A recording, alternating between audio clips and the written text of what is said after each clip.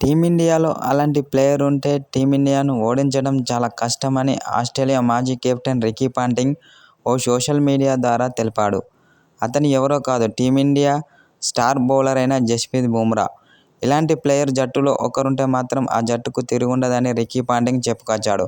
ఎందుకంటే టీమిండియాలో అతనొక dangerous bowler. అలాగే అతని యొక్క బౌలింగ్ ధాటికి ప్రత్యర్థి బ్యాటర్లు వణికిపోవాల్సిందే అని రికీ పాంటింగ్ చెప్పుకొచ్చాడు. మొన్న జరిగిన మొదటి టెస్టు మ్యాచ్లో బుమ్రా బౌలింగ్ ధాటికి ఆస్ట్రేలియా విఫలమైందని అన్నాడు. ఒక విధంగా చెప్పాలంటే అతని యొక్క బౌలింగ్కే ఆస్ట్రేలియా బ్యాటర్లు వణికిపోయారని చెప్పుకొచ్చాడు. ఇలాంటి బౌలర్ జట్టులో ఉంటే మాత్రం ఆ జట్టుకు తిరుగుండదని చెప్పుకొచ్చాడు.